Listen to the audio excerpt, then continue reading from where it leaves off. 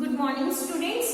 మనం previous class లో yes black గురించి డిస్కస్ చేసుకున్నాము, పి బ్లాక్ గురించి కూడా డిస్కస్ చేసుకున్నాం కదా. సో ఎస్ బ్లాక్ లో ఎన్ని గ్రూప్స్ ఉంటాయి? 2 గ్రూప్స్, 1A 2A. और దీన్ని మనం ఏమనొచ్చు? ఫస్ట్ గ్రూప్, సెకండ్ గ్రూప్ అనొచ్చు కదా. అండ్ పి బ్లాక్ లో ఎన్ని గ్రూప్స్ ఉంటాయి? 6 groups, 3A 4A 5A 6A 7A 8A. 13th group, 14th group, 15th group, 16th group, 17th group, 18th group, ఇలా మనకి 6 గ్రూప్స్ ఉంటాయి కదా. నెక్స్ట్ ఇప్పుడు డి బ్లాక్ గురించి డిస్కస్ చేసుకుందాం. దీన్ని ఏ బ్లాక్ అంటామండి? D block. ఫస్ట్ ఈ డి బ్లాక్ ని మనం ఏమంటాము అంటే we can call it as D block elements are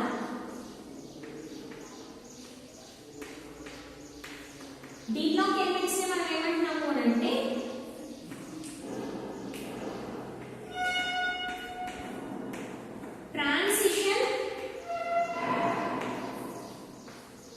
elements. D block elements ని మనం ఏమంటాము? ట్రాన్సిషన్ ఎలిమెంట్స్, పరివర్తన మూలకాలు అంటాం.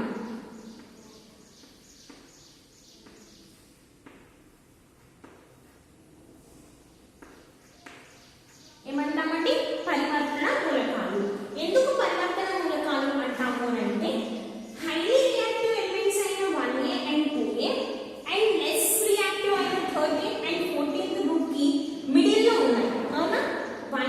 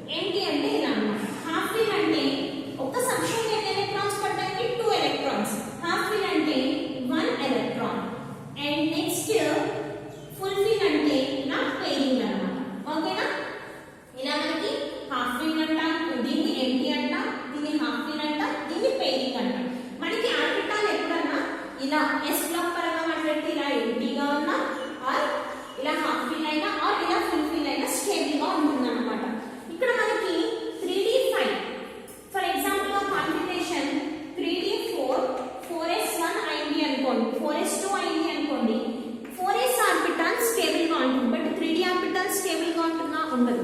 బట్ ఇఫ్ ఇన్ కేస్ మనం 3d ఆర్బిటాల్లో 4s ఆర్బిటాల్ నుంచి ఒక ఎలక్ట్రాన్ 3d లోకి ఎగ్జైట్ చేస్తే కనుక అప్పుడు కాన్ఫిగరేషన్ ఏమవుతుంది? 3d5 4s1. d లో మనకి 5 సబ్షెల్స్ ఉంటాయి, 5 ఉపకర్పరాలు ఉంటాయి. 5 ఉపకర్పరాల్లో కూడా ఇలా మనకి ఇందులో ఒక ఎలక్ట్రాన్, ఇందులోకి ఎలక్ట్రాన్, ఇందులోకి ఎలక్ట్రాన్, ఇందులోకి ఎలక్ట్రాన్, ఇందులోకి ఎలక్ట్రాన్, ఇవి హాఫ్ ఫిల్ అయి ఉంటాయి. 5 ఉంటాయి, 5 కూడా 5 ఎలక్ట్రాన్స్ తో ఉన్నాయి కాబట్టి హాఫ్ ఫిల్ అయి ఉంటాయి. కాబట్టి మనకి 3d ఆర్బిటాల్ స్టేబుల్ గా ఉంటుంది, స్థిరంగా ఉంటుంది. ఒక ఎలక్ట్రాన్ తో s ఆర్బిటాల్ కూడా స్థిరంగా ఉంటుంది. కాబట్టి అందుకు ఇందులో ఉన్న ఎలక్ట్రాన్ ఇందులోకి ఎగ్జైట్ చేసి ఈ కాన్ఫిగరేషన్ ఇవ్వడం జరిగింది. సేమ్ కాపర్ కి కూడా అంతే. ఇక్కడ 3d9 ఉంటే స్టెబిలిటీకి కొంచెం దగ్గరగా ఉంది. ఒక్క ఎలక్ట్రాన్ కానీ వస్తే 3d10 అయ్యి అది స్టేబుల్ అవుతుంది. నెక్స్ట్ ఇంకొక ఎలక్ట్రాన్ ఇది లాస్ అయినప్పటికీ ఇది స్టెబిలిటీలో ఎటువంటి చేంజ్ ఉండదు, ఎటువంటి మార్పు ఉంటుంది. కాబట్టి ఇది కూడా స్టేబుల్ గా ఉంటుంది. కాబట్టి ఇవి రెండు కూడా అనామలస్ కాన్ఫిగరేషన్స్ తో ఉండడం జరుగుతుంది. క్రోమియం అండ్ కాపర్ అనేవి వ్యత్యాస విన్యాసాన్ని కలిగి ఉంటాయి, అనామలస్ కాన్ఫిగరేషన్ ని కలిగి ఉంటాయి. ఓకేనా? మనకి దీంట్లో ఎలిమెంట్స్ అన్ని అంటే దీంట్లో ఎలిమెంట్స్ అన్ని కూడా మనకి మెటల్స్ అన్ని కూడా ఏంటి అంటే లోహాలు. చెప్పండి కదా, ఇందాక ఏం చెప్తున్నాము? ఇన్నర్ డి ఆర్బిటాల్ ఫిల్ అవుతుంది అన్నాము.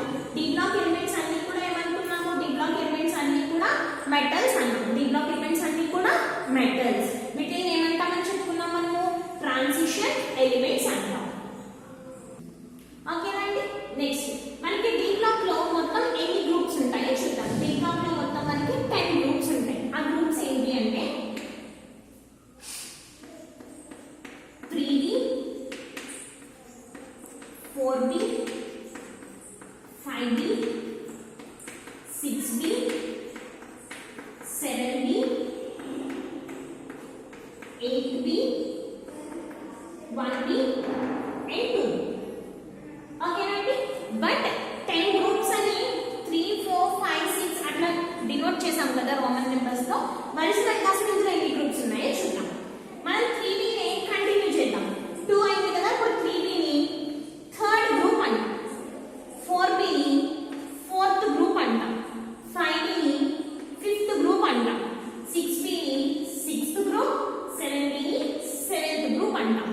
బట్ 8th గ్రూప్ లో we have 3 groups, 8 9 10. ఎన్ని గ్రూప్స్ ఉంటాయండి? 3 గ్రూప్స్ ఉంటాయి. 8b లో ఎన్ని గ్రూప్స్ ఉంటాయి?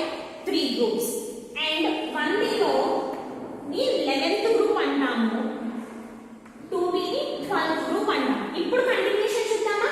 ఇక్కడికి 12th గ్రూప్ అయింది. 13 14 15 16 17 18. ఓకేనండి. ఇప్పుడు చూద్దాము ఇది ఏ గ్రూప్? 3b 4b నేను నెంబర్స్ పెడతాను. Third group 4 5 6 7 8 9 10 11 12. ఇప్పుడు ఈ 3 గ్రూప్స్ ఏంటండి? S8. ఓకేనా? ఇది 1b, ఇది 2b. దీన్ని ఏమంటాము?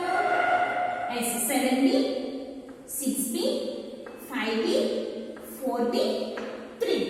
ఓకేనా? నెక్స్ట్ ఇందులో ఉండే ఇంకొక డి బ్లాక్ ఎలిమెంట్స్ అనగానే ఇంకొక గుడ్ క్వాలిటీ ఏంటి అంటే ఇవన్నీ కూడా ఏమని చెప్పుకున్నాం? మెటల్స్ అన్నాం కదా. ఈ వీటి ద్వారా ఫామ్ అయ్యాయి. ఫర్ ఎగ్జాంపుల్ గా స్కాండియం ఉంది కదా. స్కాండియం మనకి డిఫరెంట్ ఆక్సిడేషన్ స్టేట్, మొత్తం ఈ ఎలిమెంట్స్ అన్ని కూడా డిఫరెంట్ ఆక్సిడేషన్ స్టేట్ ని చూపిస్తాయి. It shows variable oxidation states. Variable oxidation states అంటే వేరు వేరు ఆక్సీకరణ స్థితులను కలిగి ఉంటాయి డి బ్లాక్ మూలకాలు. Third one, they form coloured ions. అవి దే ఫార్మ్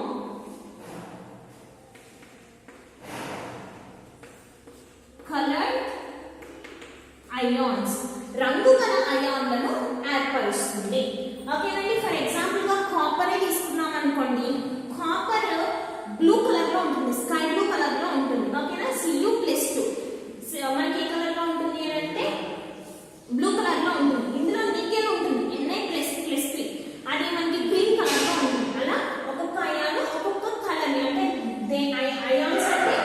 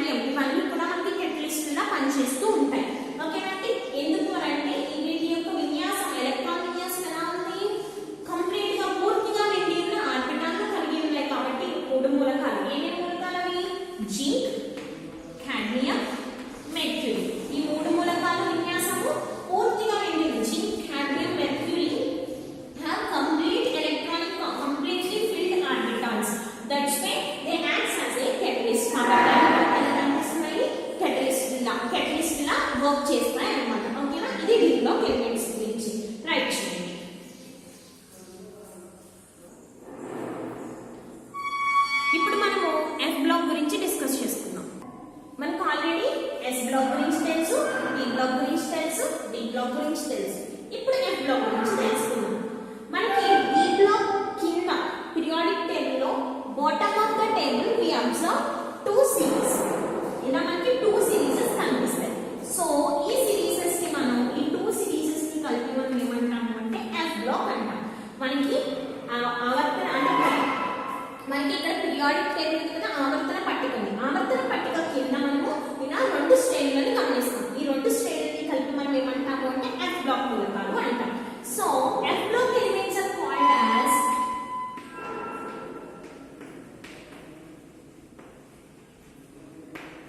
ఎఫ్ బ్లాక్ మూలకాన్ని మనం ఏమంటాము అంటే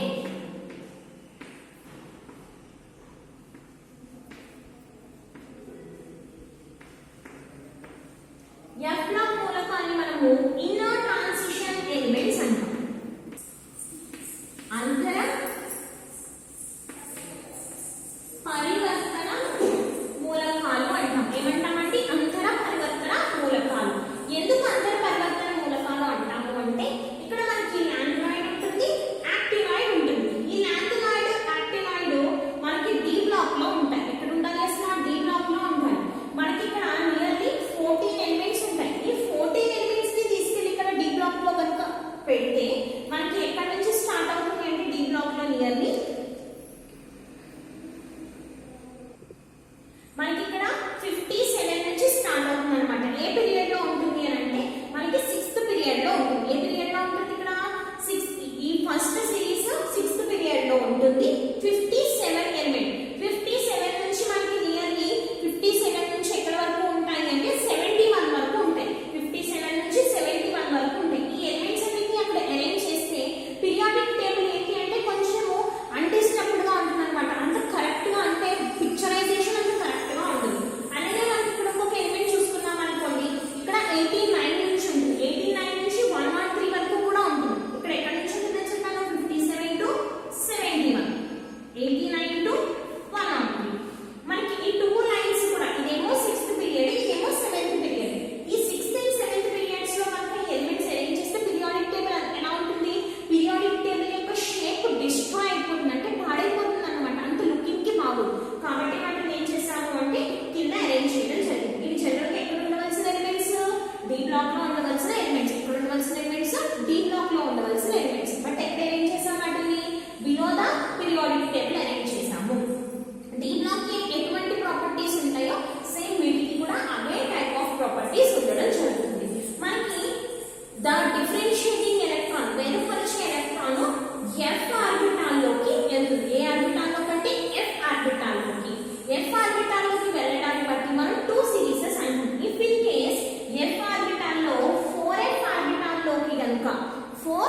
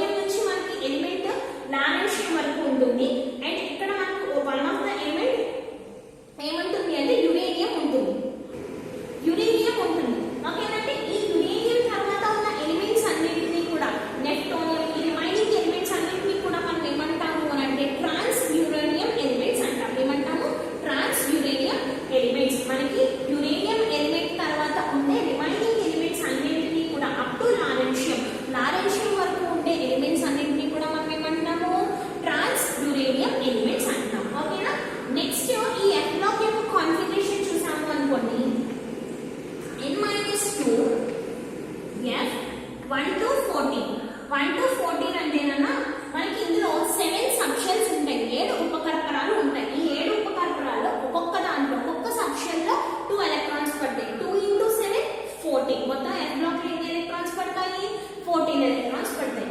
n minus 2 into F 1 to 14, n minus 1 into D 1 or 0, n is 2. ఇది F బ్లాక్ యొక్క కాన్ఫిగరేషన్ అన్నమాట. ఓకేనా? ఒకసారి కాన్ఫిగరేషన్స్ రాద్దామా? S బ్లాక్ కి n is 1 or 2, D block కి n minus 1 into D 1 to 10, n is 1 or 2, P black కి n is 2 and P 1 to 6. ఓకేనండి? ఇది ఎంటైర్ పీరియాడిక్ టేబుల్. ఈ పీరియాడిక్ టేబుల్ లో మనకి టాప్ టు బాటమ్ వచ్చేసరికి పైనుంచి కిందకి అంటే టాప్ టు బాటమ్ వచ్చేసరికి ఏమవుతుంది అని అంటే మెటాలిక్ క్యారెక్టర్ ఇంక్రీజ్ అవుతుంది. లెఫ్ట్ టు రైట్ అంటే ఇటువైపు S బ్లాక్ నుంచి అటువైపు P బ్లాక్ కి వెళ్ళేటప్పటికి నాన్ మెటాలిక్ క్యారెక్టర్ ఇంక్రీజ్ అవుతుంది. అవునా? టాప్ టు బాటమ్ ఏమవుతుంది? మెటాలిక్ క్యారెక్టర్ లోహ స్వభావం ఇంక్రీజ్ అవుతుంది, పెరుగుతుంది. టాప్ టు బాటమ్ ఏమవుతుందండి? మెటాలిక్ క్యారెక్టర్ ఇంక్రీజ్ అవుతుంది. Left to right metallic character decrease అవుతుంది. అంటే మెటాలిక్ క్యారెక్టర్ డిక్రీజ్ అవుతుంది అంటే నాన్ మెటాలిక్ క్యారెక్టర్ ఇంక్రీజ్ అవుతుంది అన్నమాట.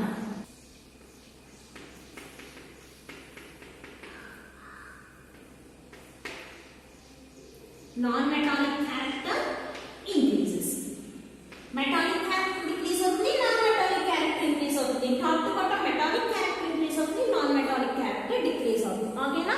ఇంకా మనకి అటామిక్ సైజ్మిటీ ప్రాపర్టీస్ ఉంటాయి. ప్రతి ఒక్క గ్రూప్ కి కూడా కొన్ని ప్రాపర్టీస్ ఉంటాయి. ఓకేనండి? వాటి గురించి నెక్స్ట్ క్లాసెస్ లో డిస్కస్ చేస్తాం. ఇప్పుడైతే మనకి కంప్లీట్ పీరియాడిక్ టేబుల్ గురించి తెలుసు, ఏ ఎలిమెంట్ ఎందుకు అక్కడ పెట్టాలో అనేది తెలుసు, వాటి కాంబినేషన్స్ తెలుసు, అసలు ఎన్ని గ్రూప్స్ ఉంటాయో కూడా తెలుసు. ఓకేనా? ఫైనల్ గా మళ్ళీ ఒకసారి F బ్లాక్ గురించి చెప్పుకుంటే ఈ పార్ట్ ఎక్కడ ఉండాలి? T బ్లాక్ లో ఉండాలి.